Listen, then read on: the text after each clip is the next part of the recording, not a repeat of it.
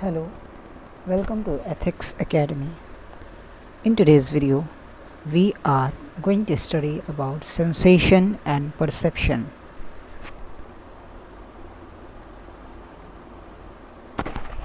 So what is sensation?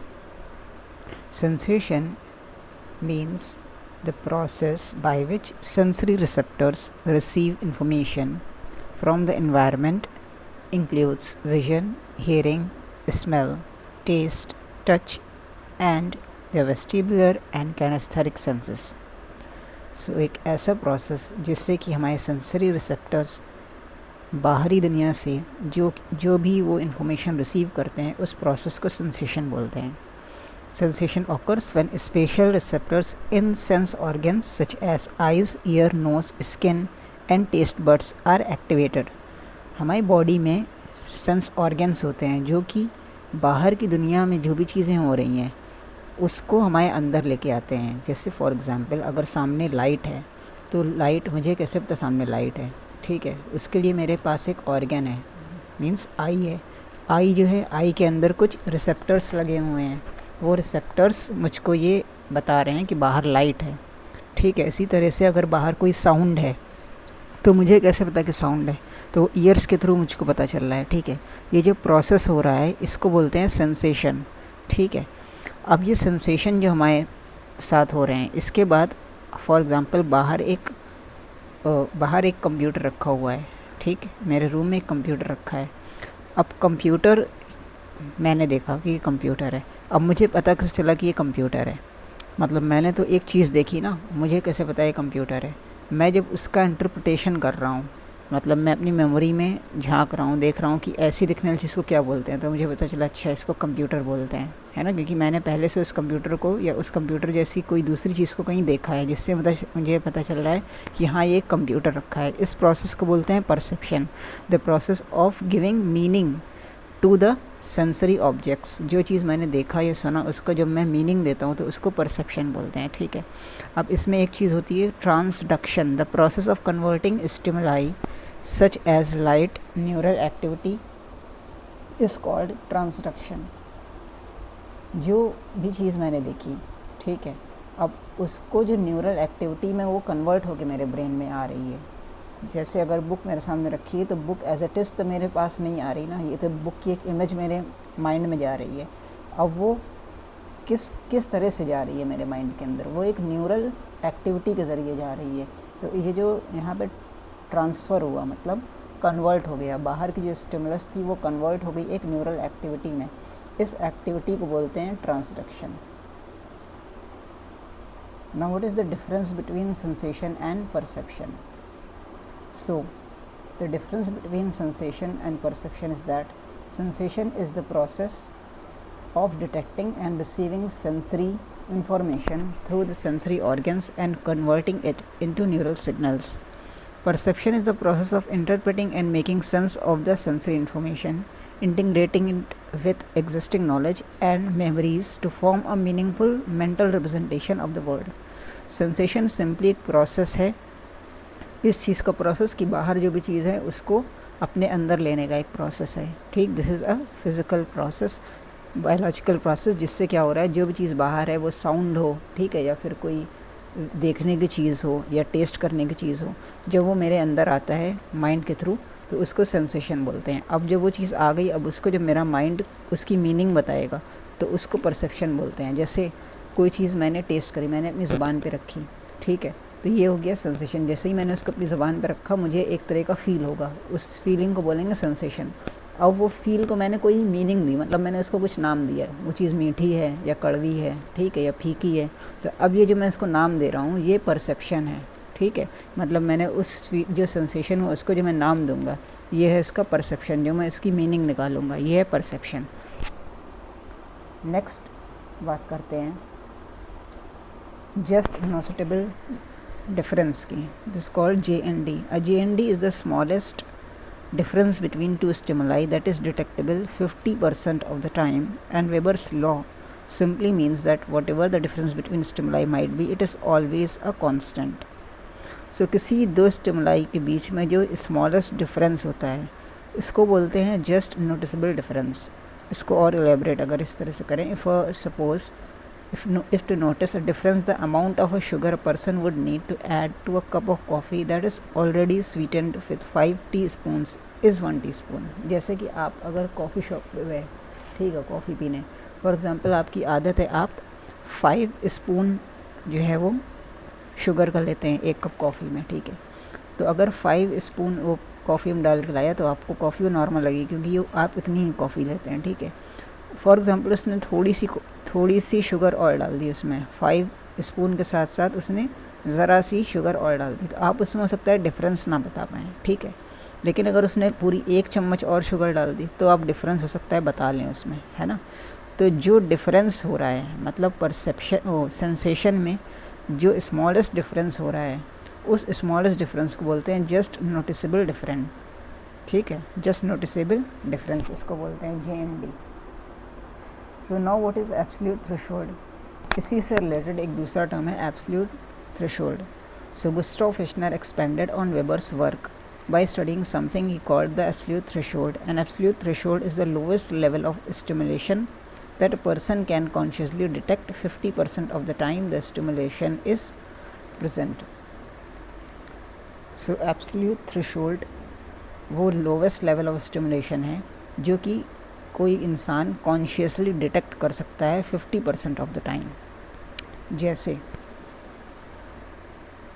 अगर एक candle रखी है 30 माइल्स की दूरी पे, ठीक है, तो मैं उसको डिटेक्ट कर सकता हूँ, लेकिन अगर 30 माइल्स से थोड़ा और दूर चली जाए तो मैं इसको डिटेक्ट नहीं कर पाऊँगा। तो 30 माइल्स क्या है, ये है उसका थ्रेशोल्ड, सेंस का थ्रेशोल्ड क्या हो गया 30 माइल्स, क्योंकि 30 माइल्स तक तो मैं इसको डिटेक्ट कर ले रहा हूँ, लेकिन अगर उससे दूर चली गई तो मैं नहीं कर पाऊँगा उसको, ठीक है। इसी तरह से अगर हियरिंग का थ्रेशोल्ड क्या होगा, the tick of a watch 20 feet away in a quiet room. अगर वॉच जो है वो 20 फीट अवे रखी हुई है एकदम शांत रूम में, तो मैं उसको सुन सकता हूँ, लेकिन हो सकता है इसके बाद जैसे ही मतलब 20 फीट से वो 22 फीट पे जाए तो हो सकता है फिर वो मुझे सुनाई देना बंद कर दे, ठीक है। तो जो स्मॉलेस्ट लेवल है स्टिमुलेशन का, किसी भी चीज़ के सेंस होने का, किसी भी स्टिमुलस के सेंस होने का जो लोवेस्ट लेवल है, उसको बोलते हैं absolute threshold. For example smell का अगर हम देखें तो smell 1 drop of perfume diffuse throughout a 3 room apartment, और taste 1 teaspoon of sugar in 2 gallons of water. अगर 2 गैलन्स ऑफ वाटर में 1 टीस्पून शुगर डाल दी, ठीक है, तो पानी मीठा लगेगा थोड़ा सा। लेकिन अगर जो 2 गैलन्स ऑफ वाटर की जगह अगर हमने 5 गैलन्स ऑफ वाटर में डाल दिया 1 टीस्पून शुगर, तो पता ही नहीं चलेगी शुगर इसमें है भी या नहीं है, ठीक। तो वहाँ पे हम शुगर को सेंस नहीं कर पाएंगे। लेकिन अगर शुगर हमने 2 गैलन्स ऑफ वाटर में डाली है तो हम उसको सेंस कर सकते हैं, थोड़ी सी हल्की सी हमें मीठापन लगेगा पानी में। इसी तरह से नेक्स्ट चीज़ है subliminal perception. So stimuli that are below the level of conscious awareness. अगर कॉन्शियस अवेयरनेस के बिलो है जो भी हमारा स्टिमुलस है, ठीक है, अगर बिलो है तो उसको कहा जाएगा सब्लिमिनल स्टिमुलाई, और अगर बिलो नहीं है तो उसको कहा जाएगा थ्रेशोल्ड के ऊपर है, ठीक है। और अगर बिल्कुल थ्रेशोल्ड के ऊपर है तो उसको बोलेंगे एब्सोल्यूट थ्रेशोल्ड। जैसे कि मैंने एग्जांपल दिया था कैंडल लाइट वाला, ठीक है, अगर 30 माइल्स पे है तो वो दिखेगी, ठीक है, बहुत हल्की सी दिखेगी लेकिन फिर भी दिखेगी, लेकिन अगर उससे भी दूर चली जाएगी तो बिल्कुल नहीं दिखेगी, ठीक है। तो थ्रेशोल्ड पे होने का मतलब है कि लोएस्ट लेवल पे है अगर वो, ठीक है। अब stimuli that are below the level of conscious awareness, ऐसे स्टिमुलाई जो कि हमारे कॉन्शियसनेस अवेयरनेस से भी कम पे है, इन स्टिमुलस को बोलते हैं सब्लिमिनल परसेप्शन, ठीक है। This stimuli are just strong enough to activate the sensory receptor but not strong enough for people to be consciously aware of them. Many people believe that these stimuli act upon the unconscious mind, influencing behavior in a process called subliminal perception. इतनी मतलब इनका जो intensity होता है ये इतना लो होता है ये कि आप इसको कॉन्शियसली जो है डिटेक्ट नहीं कर सकते, लेकिन ये आपके जो सेंस ऑर्गन है उसको एक्टिवेट कर देते हैं, लेकिन इतने ज़्यादा नहीं, इतने एक्टिवेट नहीं कर पाते हैं कि आप उनको डिटेक्ट कर सकें। So subliminal perception occur when stimuli are presented too quickly, too faintly or masked in a way that they are not consciously perceived, but they still have an impact on our cognitive process and behavior. For example, If a brief image or word is presented for a very short duration and participants are unable to consciously recognize or identify it, but their brain still processes the information to some extent, that would be an example of subliminal perception. जैसे अगर कोई image है या कोई sound है जो आपको बहुत ही फ्रैक्शन ऑफ सेकेंड के लिए दिखाया गया, ठीक है, वो इमेज, तो आप उसको डिटेक्ट नहीं कर सकते कि आपको क्या दिखाया गया, ठीक, लेकिन फिर भी आपके जो आइज़ का जो रिसेप्टर है वो एक्टिवेट तो हो गया ना, भले ही आपको समझ में नहीं आया कि ये देखा क्या जो मेरे सामने से गुजरा है, लेकिन वो एक सब्लिमिनल परसेप्शन था, ठीक है।